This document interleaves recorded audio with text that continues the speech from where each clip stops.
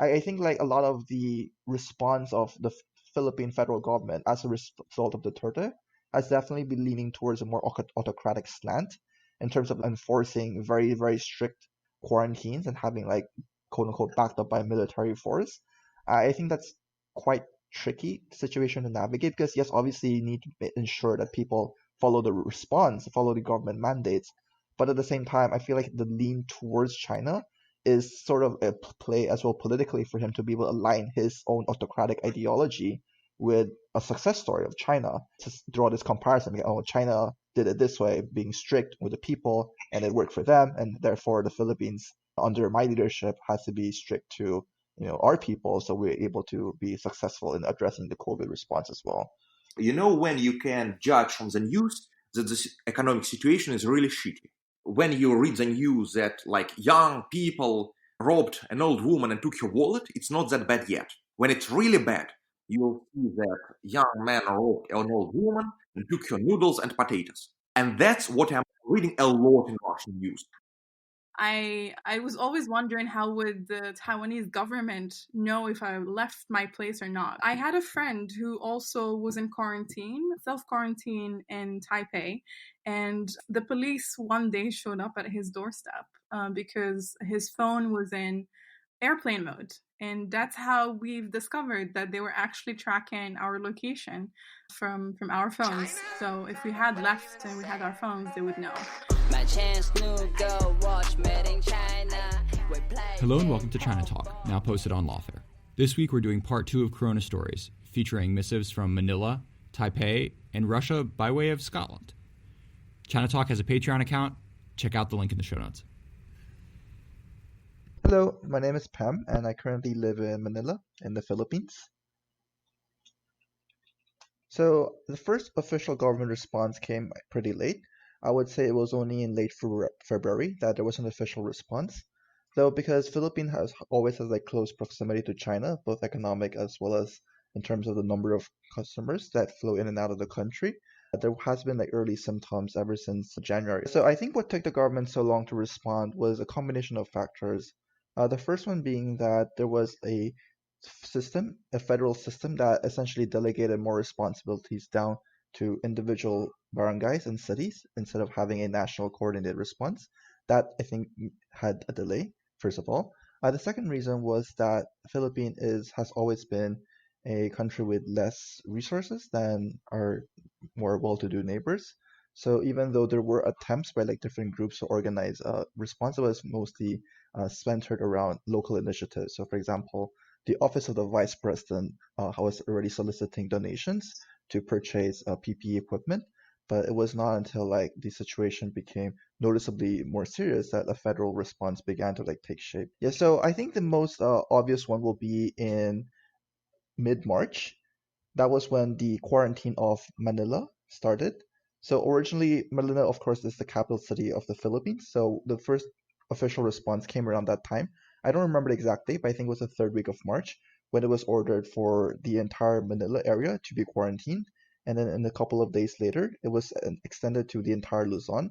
So Luzon is essentially the largest island in the Philippines, comprising of all essentially the major cities. And so that expanded quarantine took effect, I think, around March 23, 25, thereabouts. It was actually quite hectic because it was essentially announced, like in China as well, like pretty much very late at night, and it was like implemented the next day. So there was like a lot of confusion as to like which businesses were covered, which area was under lockdown, what was exactly was the specific. So I remember like that week was very difficult because a lot of information was not coordinated well. Like officially, no quarantine or no government proclamation will take effect until it's published in the National Gazette or national newspaper. But then because of like I guess the urgency of the effect, there were different publications that from different sources. Some came through social media, some came through official publications, but the actual effect was really, really confusing because there were so many like nuances as to like essentially which businesses are affected, right? And then how will this quarantine be implemented? That it left many people very difficult for them to actually carry out the quarantine since a lot of the actual implementation and to oversee the effect was left to local government. So after the quarantine was announced, then a couple of things started happening. So this was when the national registry of like the people who were infected with COVID began to be updated on a regular basis. And that was when different barangays started delegating responsibilities to the local police as well as the military. So as an example, I live in the south of Manila, and I believe it was in the second week after quarantine was announced, so late March, that it was noticed that people in my village had confirmed cases of COVID. So what happens then was that the barangay, which is what is known in the Philippines like a kind of like a local municipal government, then ordered that this village should be placed into extended quarantine, meaning that the military was actually asked to step in as well as like the police to ensure that the people were not able to leave the village. And so like this basically took place in different sectors as well as different levels of severity. So I know a neighboring village was not as strict with their implementation because there was no confirmed cases there. So people were still allowed to leave and come in and out, whereas in our case it was no longer allowed. So that is like mostly for residential. Yeah. So definitely, I think you have to like look at the public as like a very granular level.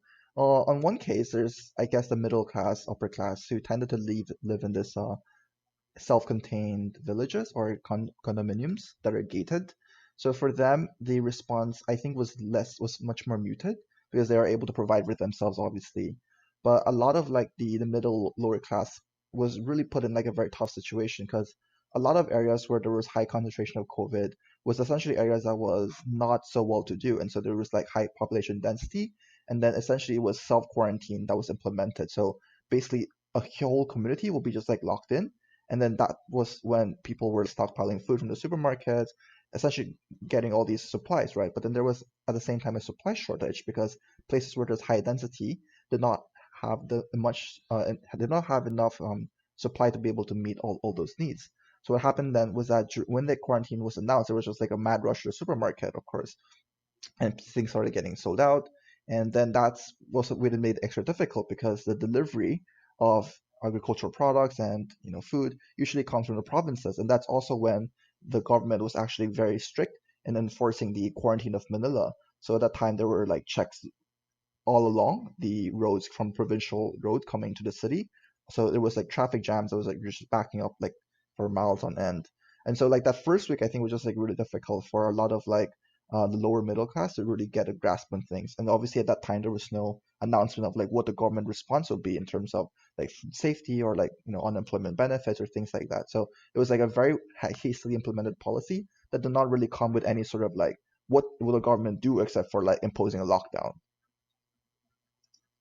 Yeah, so generally, the latest big development was I think there was a lot of controversy. I think about 2 weeks ago when the Duterte, our president, was again calling for harsh penalties for people who are breaking curfew, including like getting them arrested, getting them shot, and things like that. But I think outside of like that major political story, what has been happening is really just like a slow deterioration. I think like in general, I have personally not been witness to many of these things, so this is from hearsay as well as from my friends that generally there's like two major trends right now. One is that like the case has been decreasing a little bit, and we have been getting more recovery, quote unquote, flattening the curve. But like outside of that, I think the biggest challenge is like in terms of like agricultural supply and food, because like the Philippines is really not very well prepared to deal with the pandemic of this crisis. And I think like if you want to look at like what has resulted ever since the lockdown, you have to look at it from like three different angles. So the first one's like medical, right? Like do we have enough supplies of PPE? Are our hospitals being overwhelmed?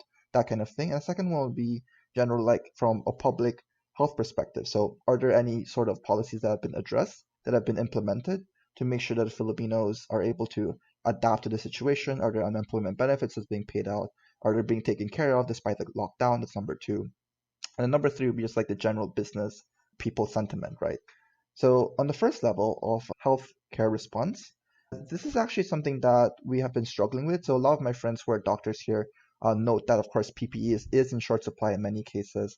It was only until like I think 2 weeks ago that we were able to get like more imports of PPE. So in fact, like many private companies were had to step in to be able to like fund a lot of these PPEs. So essentially the Philippines is very much dominated by these conglomerates. So a lot of them like banded together to do donations and like PPE drives and food drives and things like that. Recently, it has subsisted a little bit because the supply after like China has finished their case has been like flowing to the Philippines. So now the hospitals are able to address this a little bit better.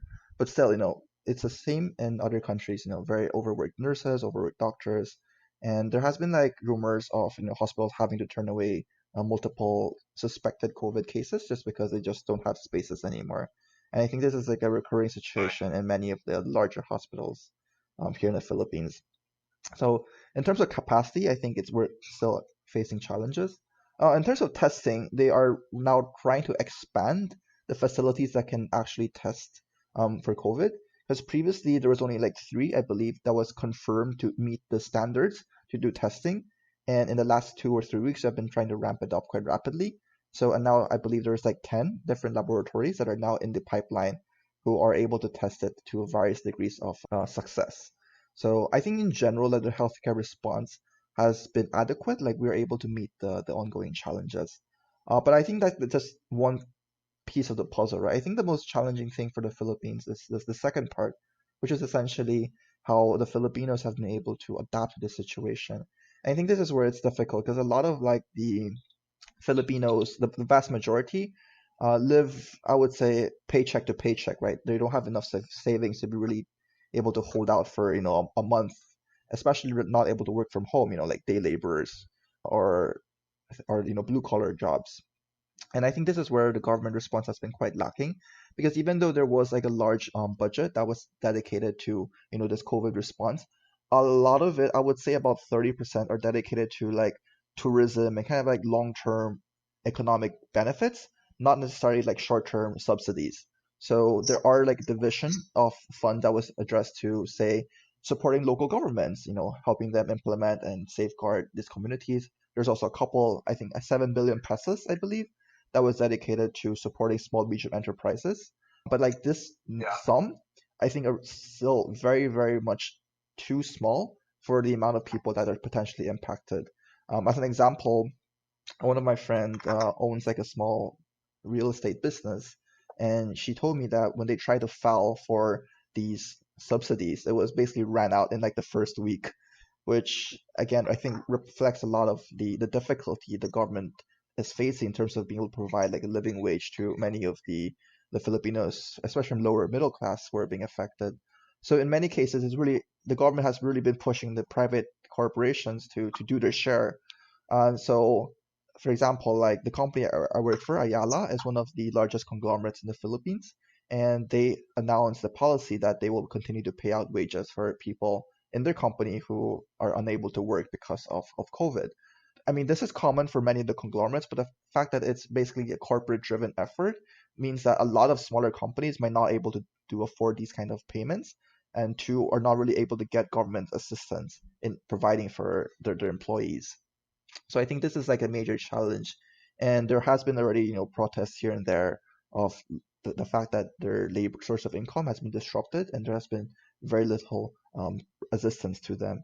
And like it's actually quite a common thing to see in social media of like quote unquote donations, quote unquote government support being given to them, which is honestly just like very, very, very little. Like we're talking about like maybe like a kilogram of rice for like a family of four for like a week or something like that. So it's really not enough, I would say, for many of these people.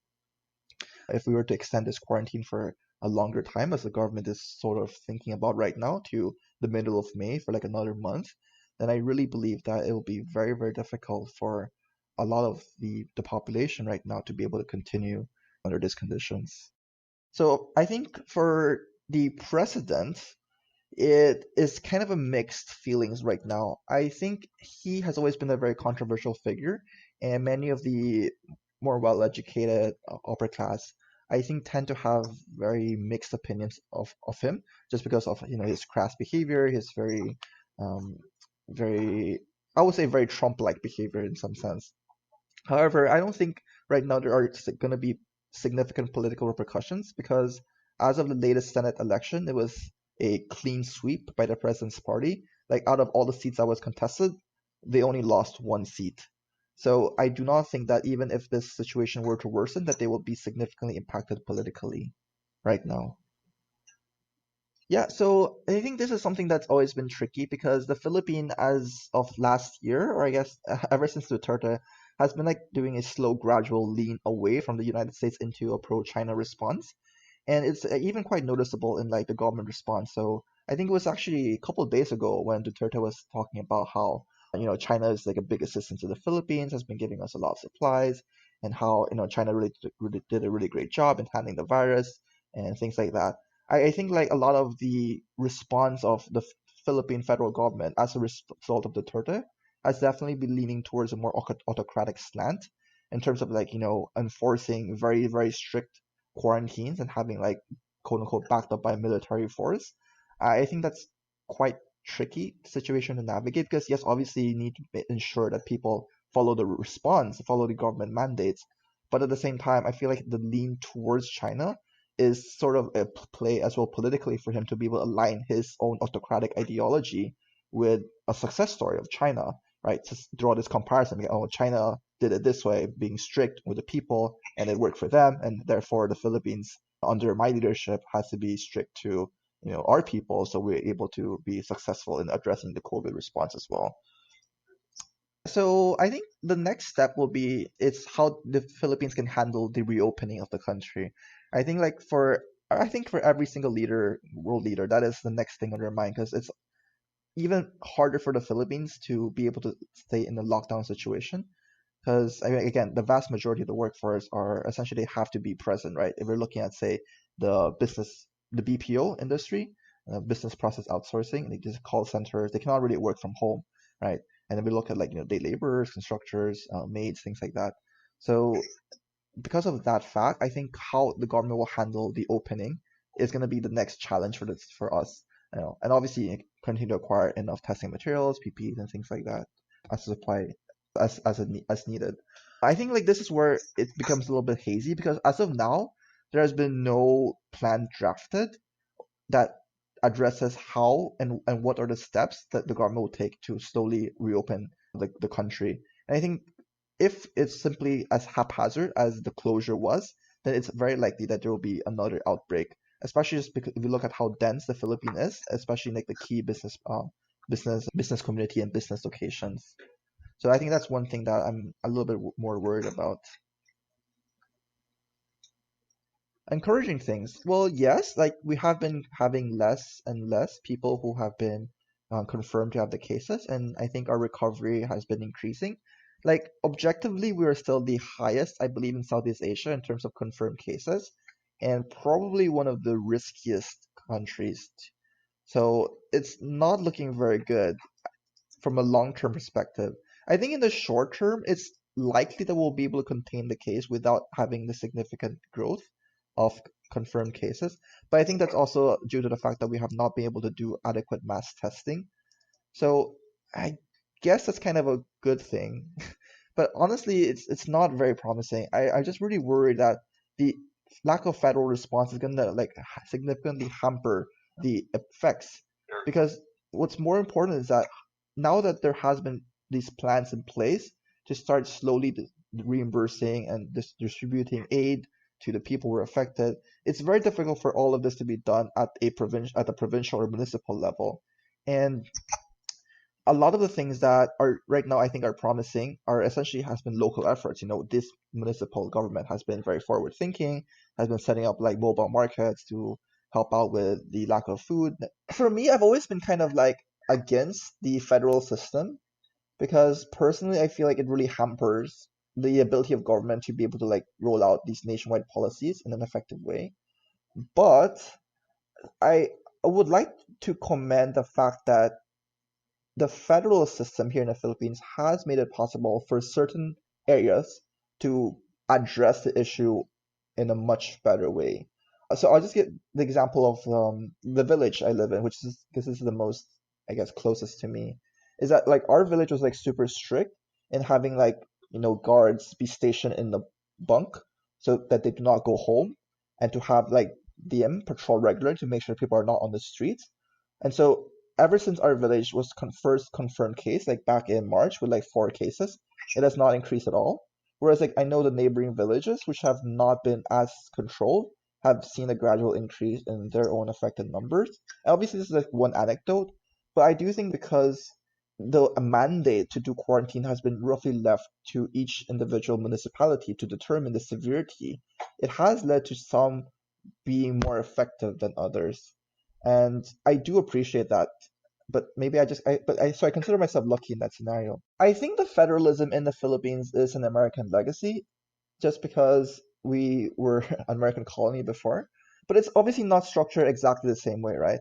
But there has been many similar cases where federalism is seen more prominently. Camille is a Russian national who studied with me at PKU and is now doing a master's in Scotland. Initial government response was pretty funny, I would say, because for many years, Putin was concentrating all the power on the federal level and in his hands.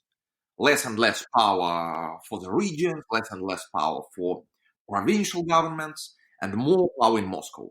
And rationalization of that all was that we need to survive through hard crisis, and the system will be more robust and will deal with hardships better than more flexible, maybe, and maybe more democratic European or Western systems.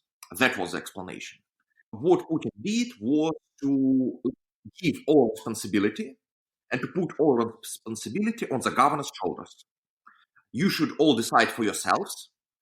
So it's funny how in the moment of real hardship and in a moment of challenge, he basically refused to take any responsibility.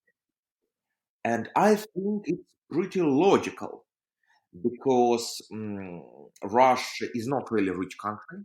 Russia is pretty poor. And all measures such as quarantine, such as lockdown, they will basically destroy people's livelihood in a matter of weeks. So we already have a lot of anger and a lot of resentment in Russia. Yeah, so how it is organized? Basically, it's government on provincial level that should decide, do we have lockdown? If we have lockdown, how will we administer it? For example, Moscow and Tatarstan, two regions in Russia, they organized, if you want to go out, no matter where, to shop anywhere, you need to get a special QR code and to show it to police that you register you're going out. Other regions don't do it. Some regions block their communications with other regions. So we don't allow like people from other provinces to visit our province.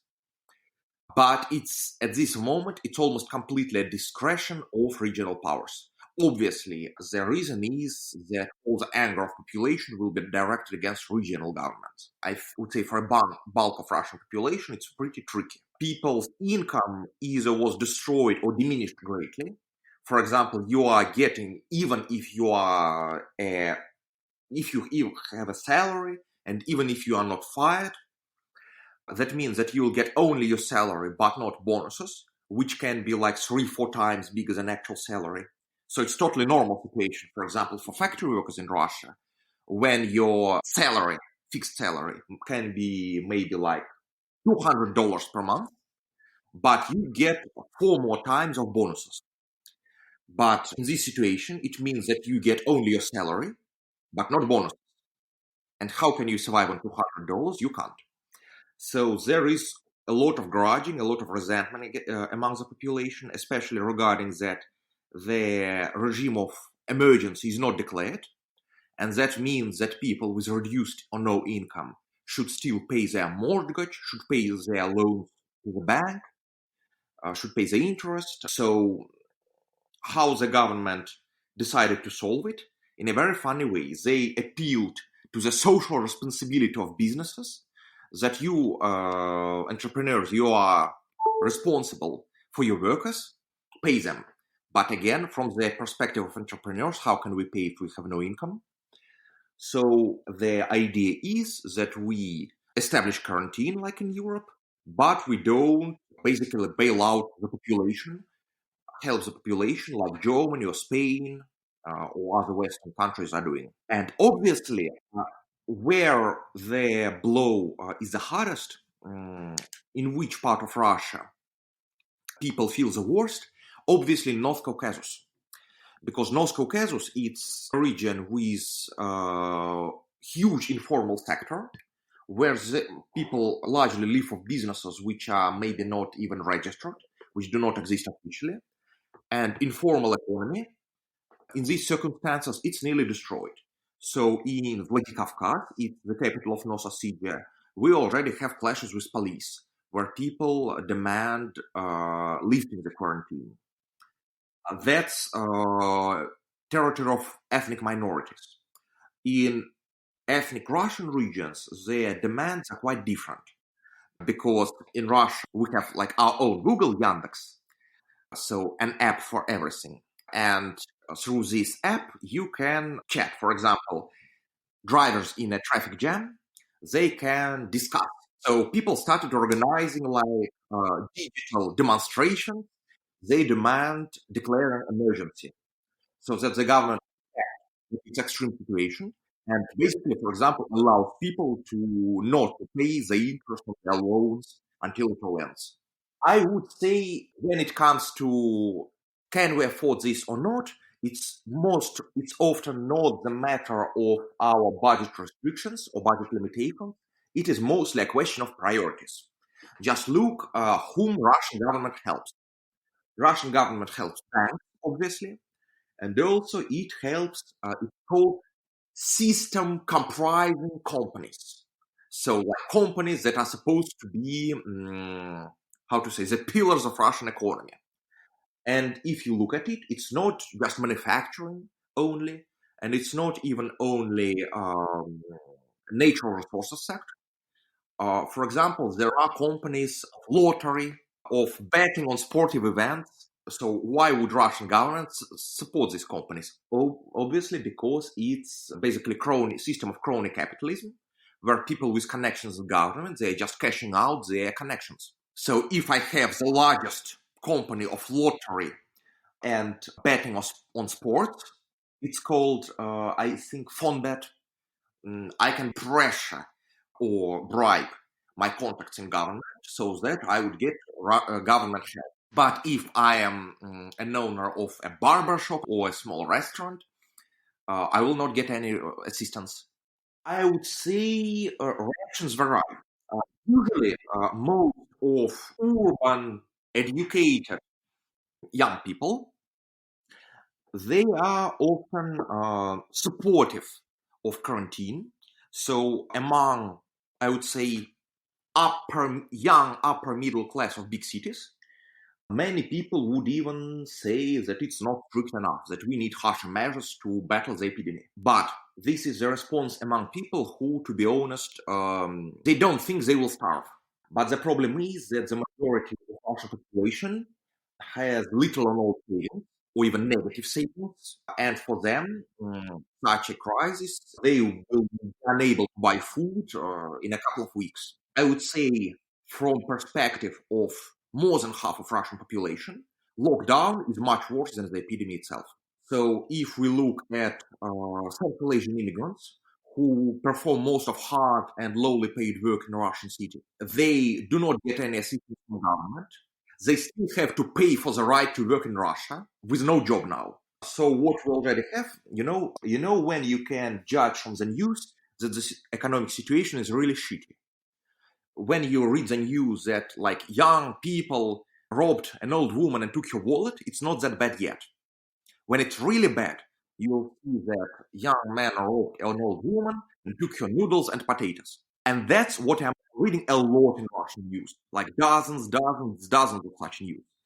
It means, for example, that millions of hard laborers in big Russian cities, they literally have nothing to eat. I'm not exaggerating. Nothing at all. So, of course, it's a recipe for a huge social crisis. I would say that for Russia, situation is worse than for most of Western countries because two events combined. On the one hand, it's world pandemic with obvious consequences for all the world economies, and which resulted in oil prices dropping. That's one thing.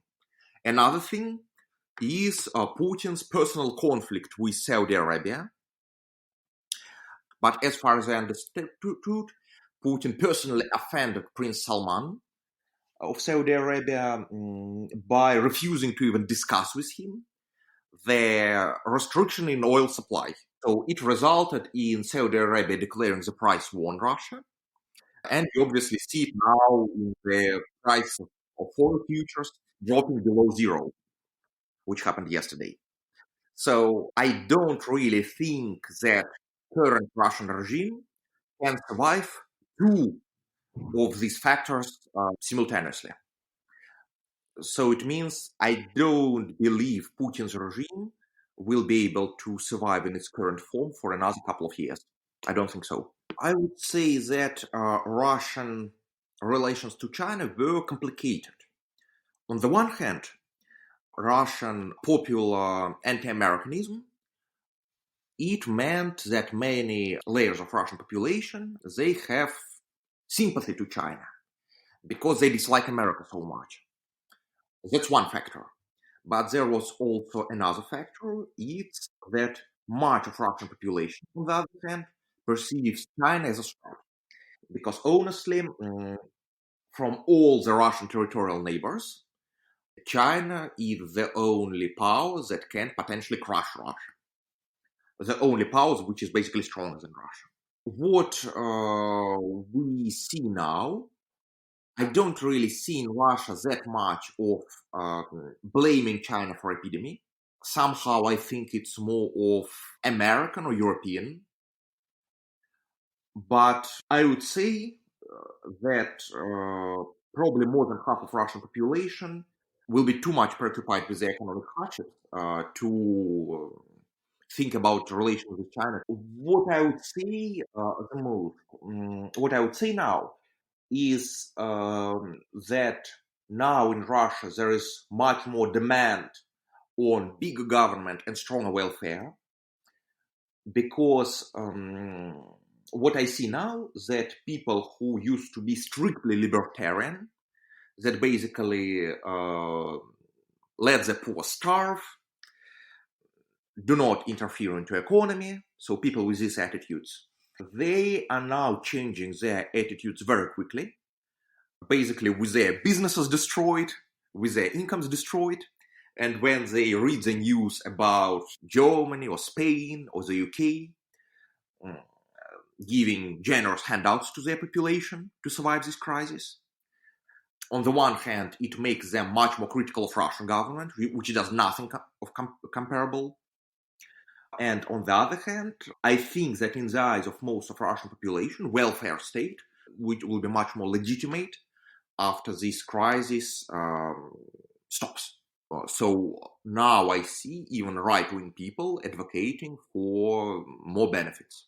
What I would also add, Russia is much more prone to various conspiracy theories than most of European countries.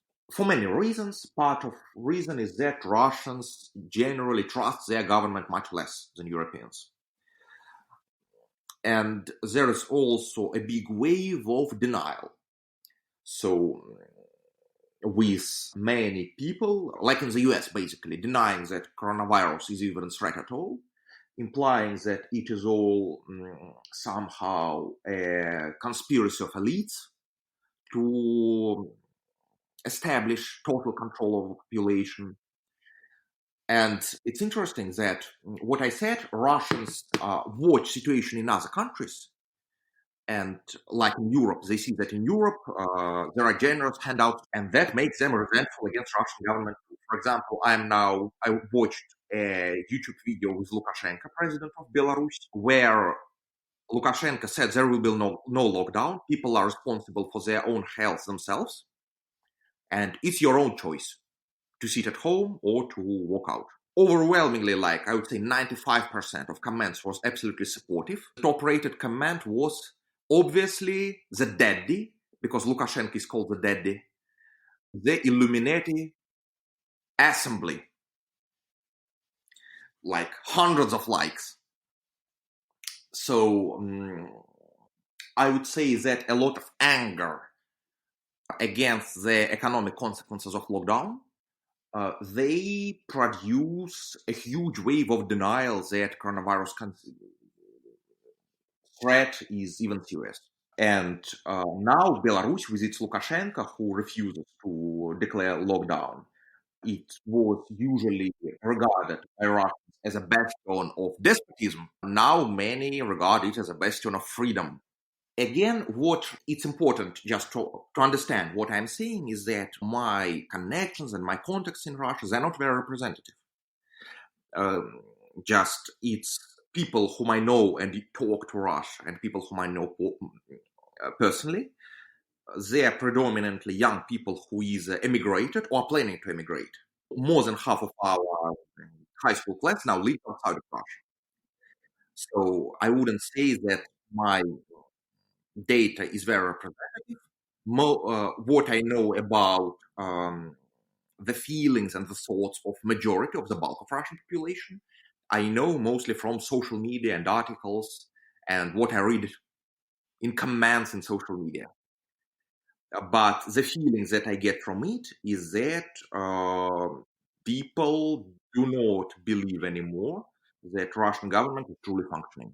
If you ask me, how do you think, Camille? What is the biggest problem in Russia? I wouldn't say it's corruption.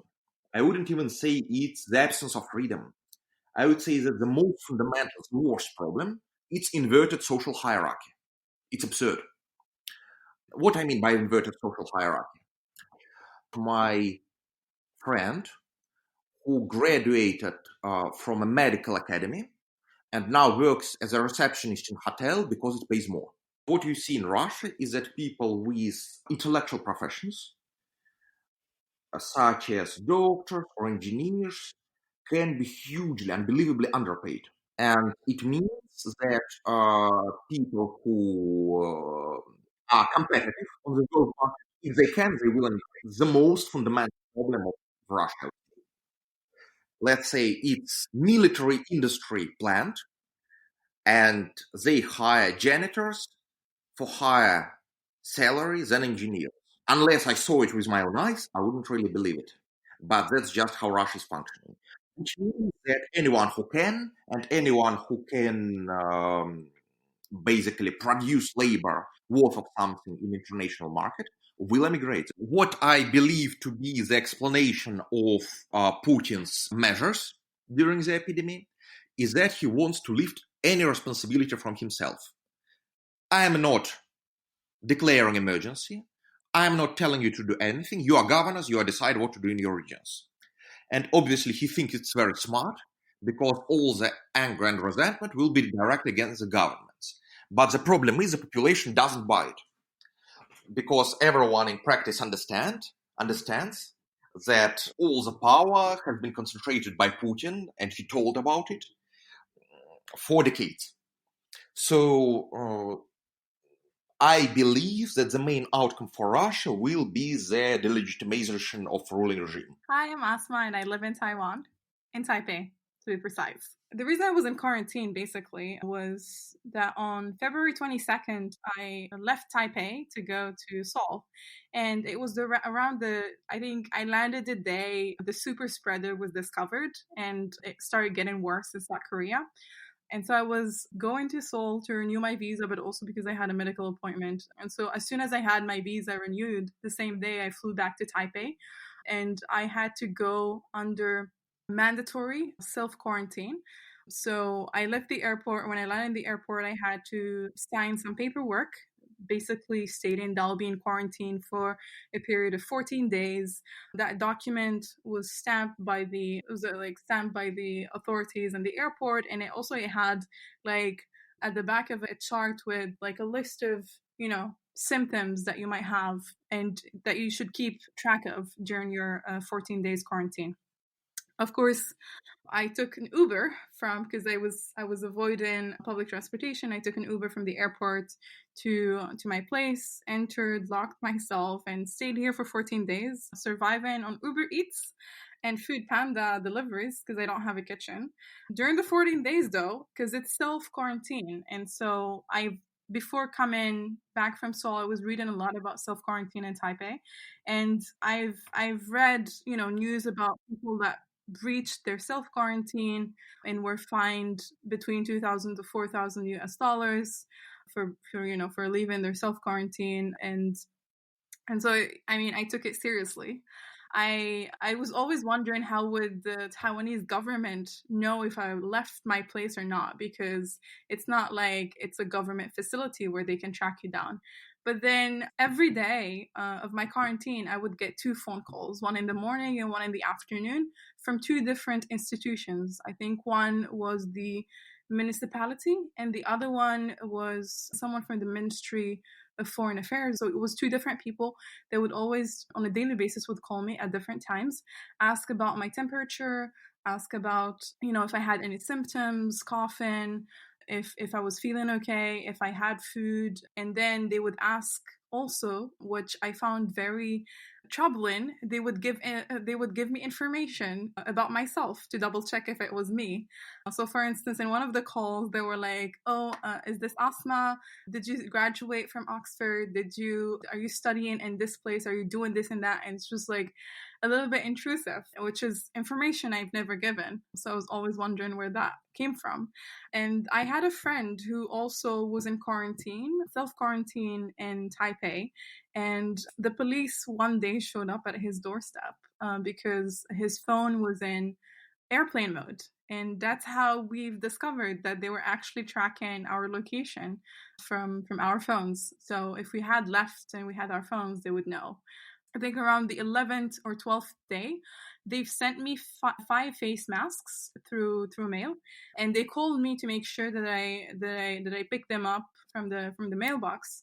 And then the same day that they sent me face masks, they also just someone from the municipality came and they brought me a gift bag, and then in that gift bag had a Chinese poetry book.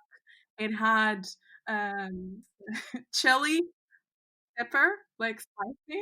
And then it had like oatmeal, I think noodles, like a bunch of it's like a survival kit or like this bag, but which I got towards the end of my self quarantine, which I thought was a nice touch. So Asma's brother was actually studying in Wuhan. Since the beginning of 2020, the guy has been in quarantine. so So he was there when the whole shit was happening. Yeah, no, it was after a year. So yeah, he was still finishing like he was like adding another semester. But basically, my Chinese New Year was like just shit because like I felt so much responsibility and guilt because I'm the one that was like Wuhan University. Yeah. So I was like, if the guy dies there, I'm like, I should just kill myself because I'm not gonna be able to face my parents. And so I was like, every day, like 4 times, like FaceTiming with him. Like when he goes to grocery buy-in, when like he does anything, like when he has to like go, like I'm just like on the phone and I'm like avoid people of. It's like he's like, where are the people to avoid? Like he sent me like pictures of like how Resident Evil. I mean, what you're seeing right now in the world, like it started in Wuhan, it was much more scarier. Thank God the Moroccan government moved its ass and like evacuated all Moroccans in Hubei in like 1 week after the lockdown started. Fully funded. They didn't have to pay. I was like, Americans have to pay $1,000. What kind of evacuation is that? And then he had to go to Morocco and he stayed in quarantine in a military base for 20 days, a military hospital for 20 days. And it was the best experience for him because he was like, we're like, this is a 5-star treatment. We're getting his like room service. He's like, he's staying in an ensuite room with a kitchen, and he's like, I have a garden. I was like, what? 20 days there. It's because the king is the one that gave the orders. So when the king gives the orders, that's it. Like you just like you're in for like the royal treatment from like evacuation to like they literally like there was like 5 buses that went around Hubei picking up people to take them to the airport. And then after, so he finished his like quarantine, the 20 days quarantine. They gave them like per diems and also like tickets, train tickets and flight tickets to go back to their home city. And my brother went to Marrakesh because that's where my parents, and people are not prepared. And he was like, I'm just going to stay away from people. And so he self-isolated. And then March, I think, 12th, Morocco imposed the lockdown, a complete shutdown of everything, closed all, like within 24 hours. After 20 cases were detected, within 24 hours, Moroccans woke up with land borders, like maritime borders, airlines, like air borders, everything was closed. Like airports were shut down, everything was shut down. Tourists were evacuated by their countries, but yeah, it's a complete shutdown right now. I think Morocco, it's they're doing pretty well though. We just have, I think, 1,300, but the government has been doing pretty well. I guess also because like when you have like a regime that is not completely democratic in a way, and where you have like, you know, a figure that is kind of like controlling everything, things happen. Just like China, regulations are passed quickly. Morocco is literally producing 5 million masks, like face masks, a day as of now. And they're like inventing like ventilators for ICU patients. Like when this whole thing, when they went on shutdown, basically the government came out and they're like, we only have 300 ICU beds. So better, like they've imposed like a self-quarantine on everyone. Like all businesses are closed except essential businesses like pharmacies, grocery stores, and supermarkets and hospitals. Everything else is just like closed down.